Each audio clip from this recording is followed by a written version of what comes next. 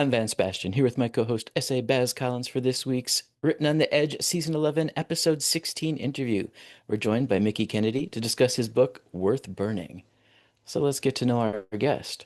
Born and raised in rural North Carolina, Mickie Kennedy is a gay poet who explores queerness, family, illness, and what it means to rebuild after trauma and tragedy. His work is a window to an integral time in gay history when AIDS was at its zenith and sex was synonymous with death. His debut poetry collection, Worth Burning, was published by Black Lawrence Press in February 2026, and his chapbook, Glandscapes, won Button Poetry's 2025 Chapbook Prize. Recent poems have appeared in Prairie Schooner, Poetry, the Threepenny Review, the Southern Review, the Sun, Coppernickel, Nimrod, and Black Warrior Review. Kennedy earned an MFA in creative writing from George Mason University, where he studied with Carolyn Forche. When he's not writing, he runs e-releases, a national press release distribution company that helps small businesses earn real media coverage. He lives with his husband and grown children, splitting his time between Baltimore County, Maryland, and Rehoboth Beach, Delaware. Mickie, welcome to the show. Thanks for having me. Our pleasure. So, I have to ask, where did the passion to be creative come from? Because poetry is like a full art. Like it requires some work. So I went graduated high school, went to college as a biology major, and That's a far uh, cry from poetry too. it is, and I took a bunch of science classes my first semester, and handed in an essay, and one of the teachers said, "My advice to you is don't take any more science classes until you learn how to write." So I took a bunch of writing classes and English classes, and I kind of fell in love with writing. And before I knew it, I was an English major, not a biology major anymore. And I did go on after my undergraduate degree and pursued a creative writing degree, a Master's of Fine Arts in creative writing with an emphasis in poetry. And then I took 20 years off. I had always waited tables in graduate school and then did it full time after graduate school and just realized this isn't for me. It's too exhausting, both physically and mentally, to actually have time and energy to write. And so I pivoted to an office job and ended up in PR. And next thing I know, I'm running a business for 20 years. And I started back about 6 or 7 years ago trying to, I finally decided I think I can carve out some time to put back into writing and poetry and caught up with a lot of contemporary poets and just fell back in love with it. It's like I picked up right where I left off. So we've heard a couple similar stories. I have to ask, did you suddenly find the time when we were all trapped in our homes? Well, it was a little before that, but Okay, good for you. I did find that during the pandemic it opened up even more time, and I was able to, devote more energy to not just writing but also editing because I'd never really edited much until about, I guess, 4 years ago. I realized that a lot of my poems are just not finished, and I needed to go back and spend some time in it. And I hated it at first, but I've I've come to realize it's a necessary part of the art and actually come close to enjoying it. But Well, there is some joy in the refinement of it. yeah, So, I think the finished product, when I read it and I look at what I originally wrote, and I just feel like, wow, that was a journey, and it's so much better now. And so I do love that. awesome. Well, speaking of so much better now and the journey, if I were to see Worth Burning on a table in front of you at like a book event or a pride event and see that cover that's I don't want to say dark, but it's evocative. What would you tell me if I said, "Oh my God, what's this about?" I would say it's about both my traumatic childhood and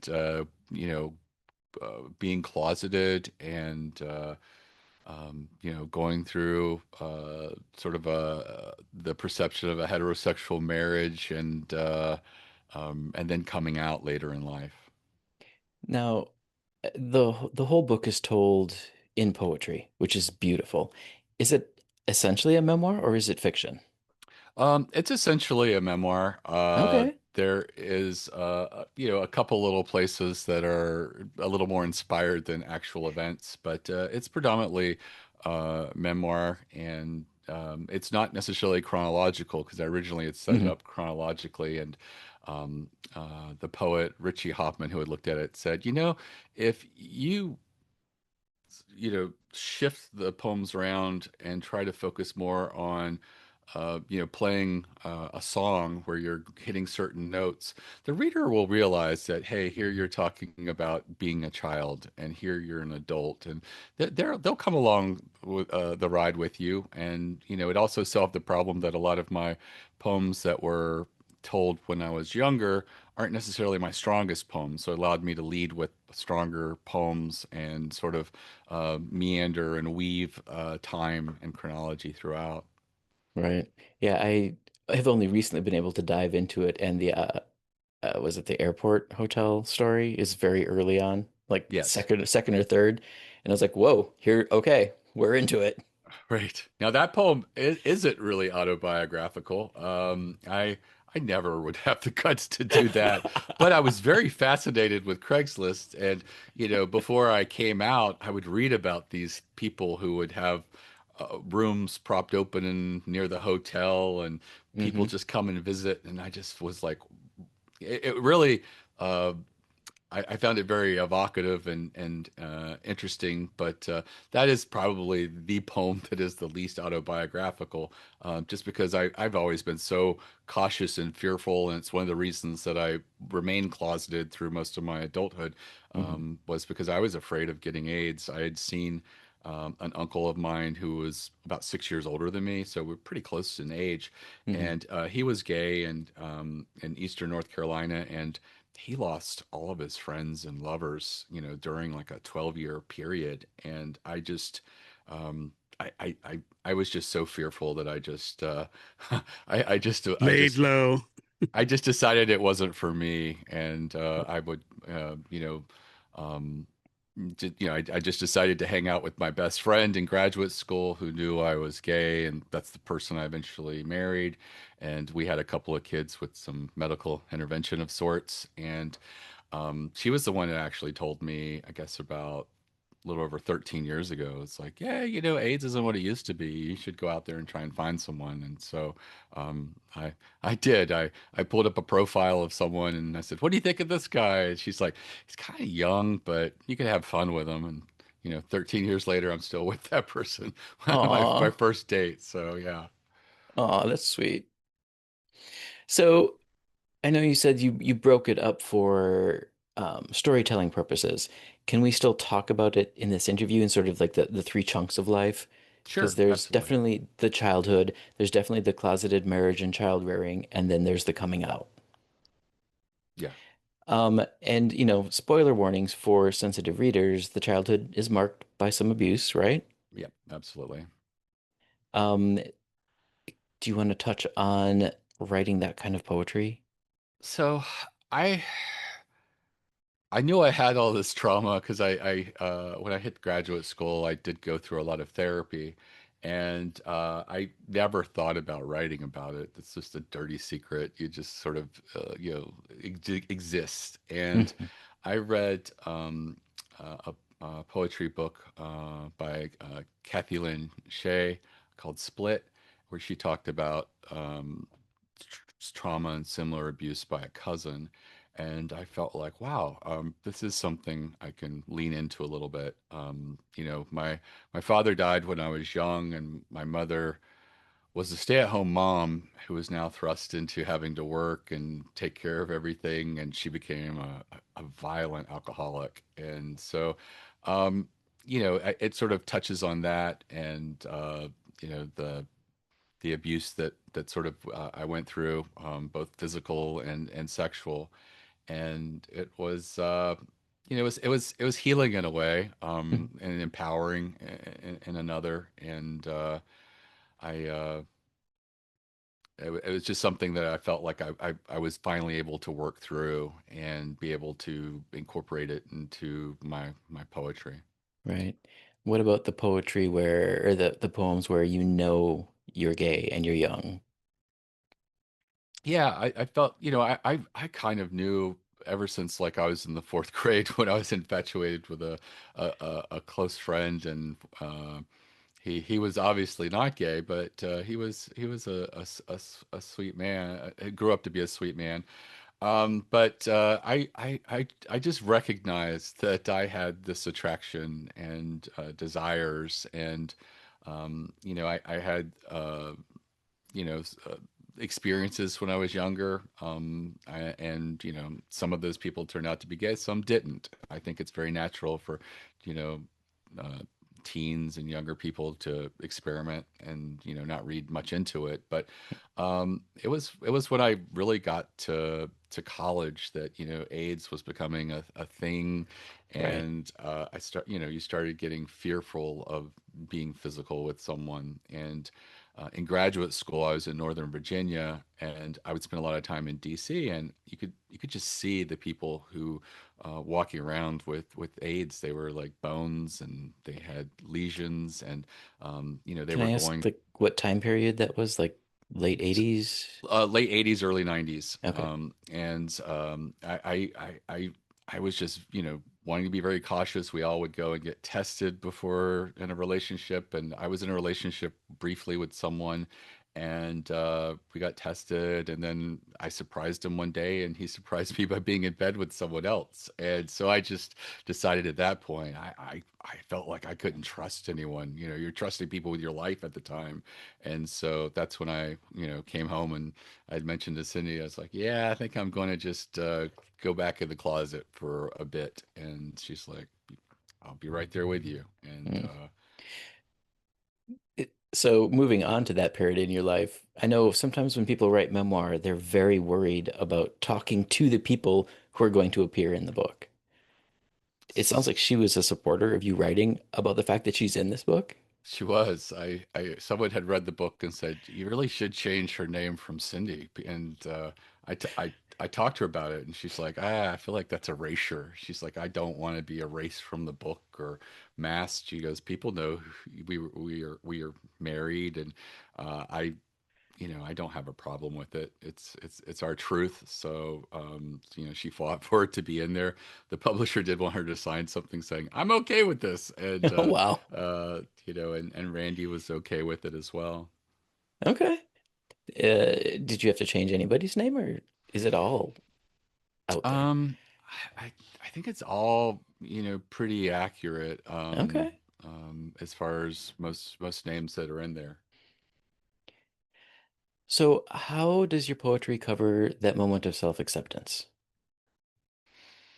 I think for me, it's later in life. When I came out the second time, and found Randy. I think that's it, and a lot of it's internalizing coming out because it's a process, and there's coming out and telling people, but then there's also like not feeling regret or cringe a little bit because Hmm. it's uncomfortable, coming out and what your truth is, and it's not Right. something that I necessarily like wave flags and just like I am cautious, and I think that's pretty much me, and my whole life has just been maybe at times a little too cautious, but um it is basically self-acceptance, Hmm. and trying to get rid of internalized homophobia, that I think has been there as well. Right, right. I've always seen that moment of coming out as though you're taking off the protective mask for the first time Yeah, and absolutely. exposing your true face. Yeah. All right. Well, do Yes. you have a poem you want to read to us that is your favorite out of the work? Well, I have a favorite. That's like, who's Yeah, your I know. favorite Choose amongst your child? children. Yeah. Right. But Right. The others huh, aren't looking. right. Let me see if I can find one. Sidebar. Let's see. Let us know when you find it. Okay. Oh, here it is. I'm gonna go with the title poem, Worth Burning. Okay, on sidebar. Well, why don't you give us a sample of what you got? Okay. This is the title poem, Worth Burning, and it's about me when I'm younger, and in Eastern North Carolina, everybody has a burn barrel where they burn their trash because they charge you $3 a bag to, get pickup for trash service. So everybody in rural North Carolina burns the trash, and what's left over, they'll collect over a few weeks or months and put in a bag. And so it's all about saving money, I guess. But this is about a memory of my mother burning trash, worth burning. Behind our house, Mom shoves twigs into the burn barrel. Plastic bottles melt, turning the smoke green. Most locals burn their trash. The dump charges $2 a bag. A donut caramelizes into a small fist. Rotting potato peels curl. She stirs the rubbish with a long metal pipe.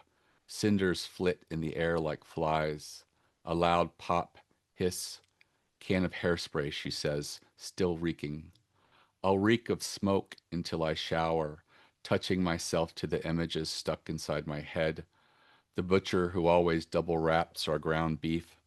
The man I found, bald head and hairy back, on top of my mom on the living room floor.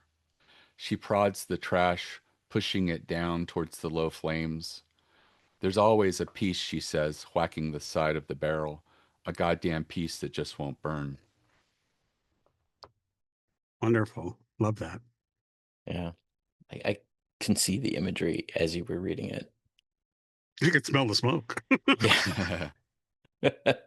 Not something Well, you want to barbecue over.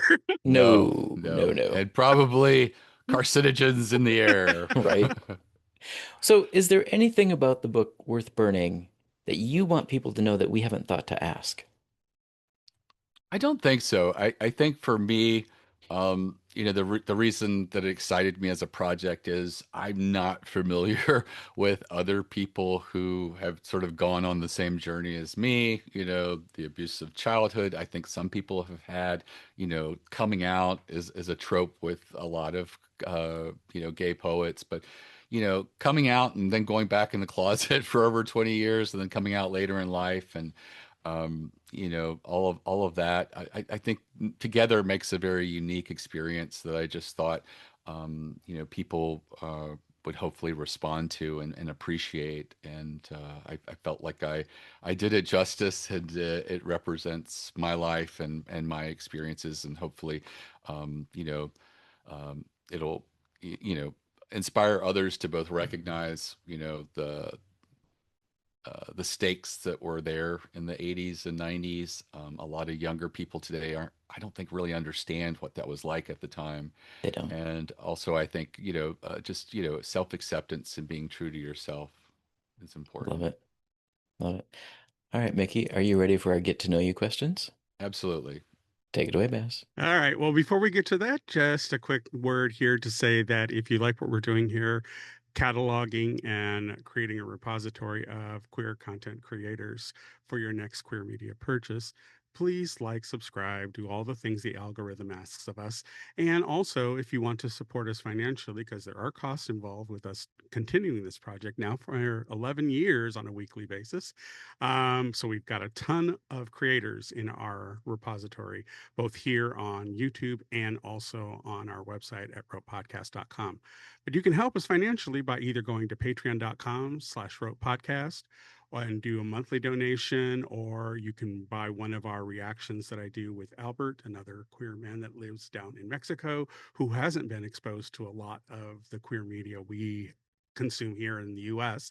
So we've had some really great reactions. We are now in the thick of it with heated rivalry and the parasocial girlies who have decided to show up and tell gay men what they should feel about a gay story.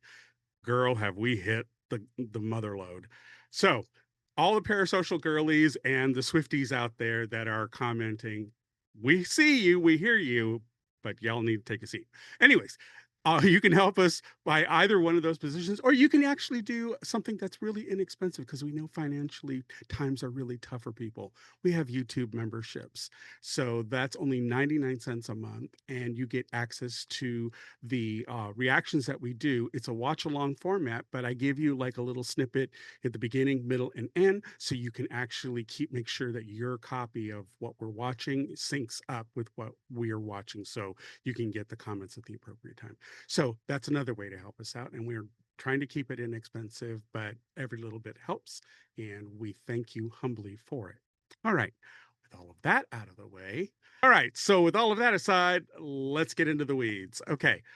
What book, film, or piece of art has had the biggest influence on your writing style? I think on the writing style, it's Marie Howell's I think What the Living Do. I think that one really opened me up to the idea of being able to do memoir with poetry, and it really moves through grief and loss in a way that I felt really resonated with me. Okay. Well, what fictional slash historical character would you invite to march with you at a pride parade? Let's see.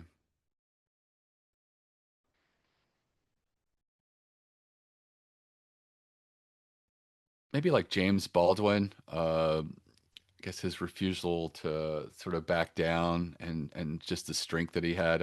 I think that would be an amazing person to talk to and meet and certainly be in concert with.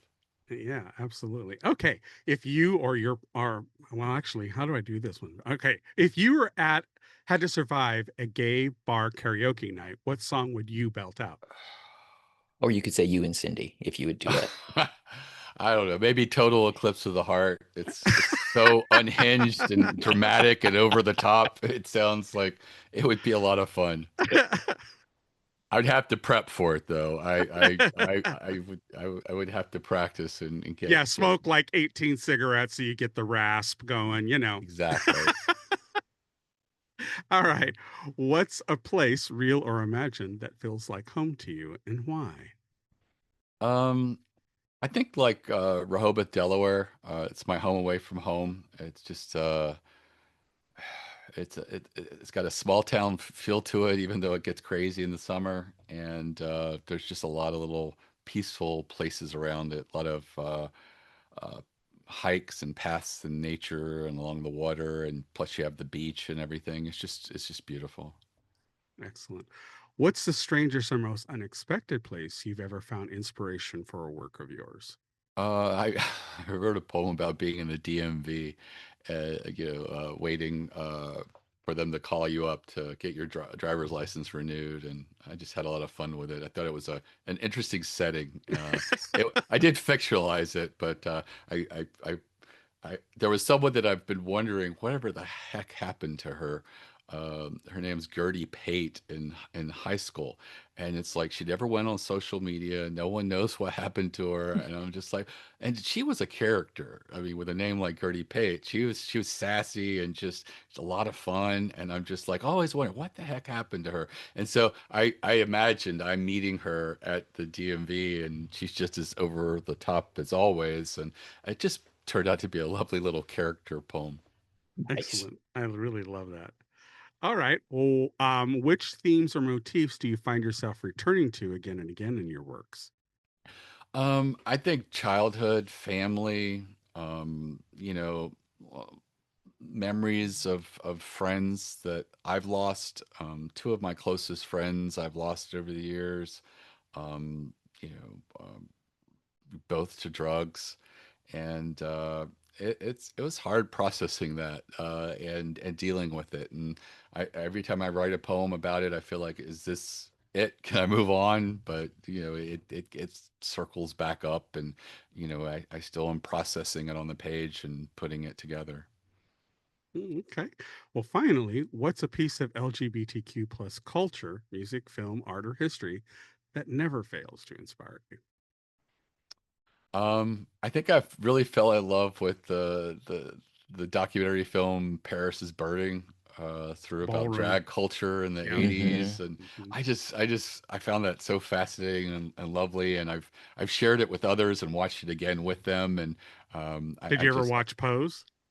I've watched a couple of episodes. I thought it was entertaining, but I didn't feel like, for me, it was catching the stakes, for me, I felt like it was fun in a popcorn way, but it didn't strike me as serious as the documentary.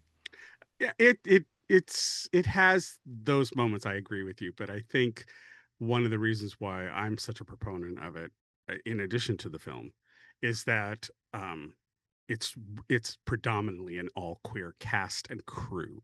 Right. It is the most queer cast and crew show ever produced. So, and the writers in the room were trans women who wrote a lot of this stuff. So, Mhm. I that's will the reason return why. to it at some Yeah, point. yeah. It's on my list. It's worthy of it because they do get into some dark things. They So, do. and Yeah, it's also dark things that are covered in Paris is Burning that right. are brought up in the show, and you're like, oh, Yeah, they're really revealing shit.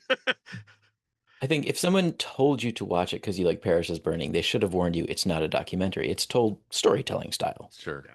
And that style difference can be jarring, but it's worth it. Stick with it. Especially, I do know the first couple episodes are meant to be a little lighthearted and fun to draw you in. The drama hits mid-season.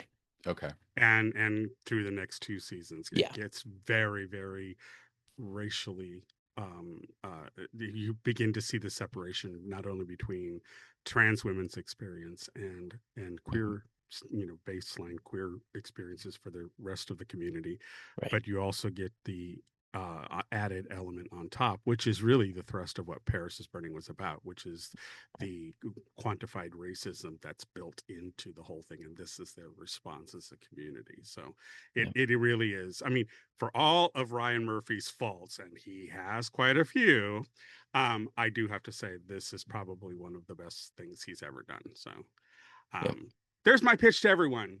You guys like heated rivalry? You need to watch Pose. right. If you really want to understand our community, you need to watch Pose. All right. Well, you made it through our list. Bravo. hmm So, what's up next? What are you working on? So, the chapbook that I had written, Glandscapes, that won in Button Poetry, is part of a larger book that I'm putting for the final touches on, and it goes through both, I guess, grief and death, and my own mortality. Losing my two best friends, childhood friends, in recent years, and also dealing with prostate cancer diagnosis and treatment and going through that. Wow. And so hopefully that'll be out, I think, in spring of next year with Okay. Sibling Rivalry Press. Definitely need to come back and tell us about it Yeah. when you got it going. Yeah. Definitely. Well, which social media is the best place for people to interact with you, share comments, thoughts, or just ask questions? Instagram, and it's at Mickie Poet, and it's Mickie is spelled weird. It's Mickie, Poet, Poet. And I also have a website, mickiekennedy.com. And again, it's Mickie Kennedy, traditional spelling, Kennedy. Yep. And we'll have all of those links on our page with your episode. All right, Mickey, any final words of wisdom?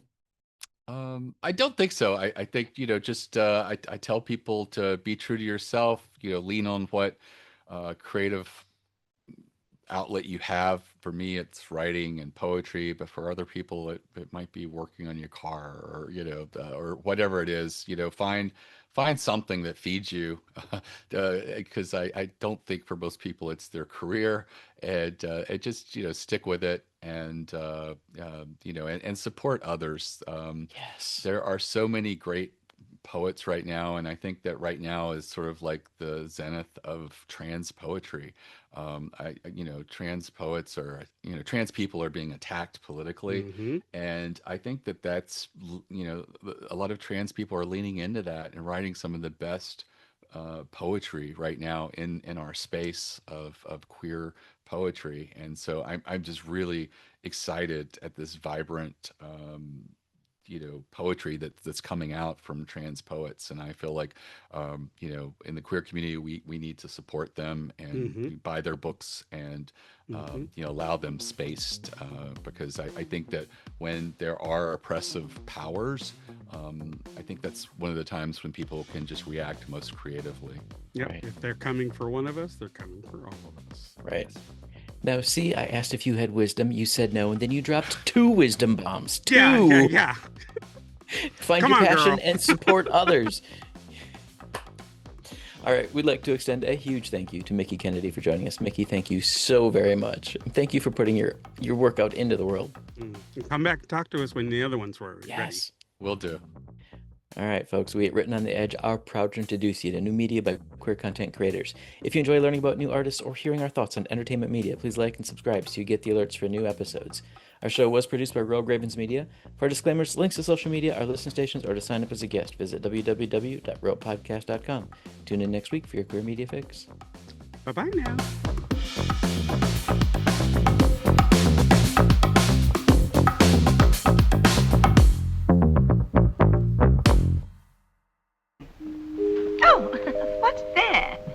Closing time. The bums rush in melody, dear.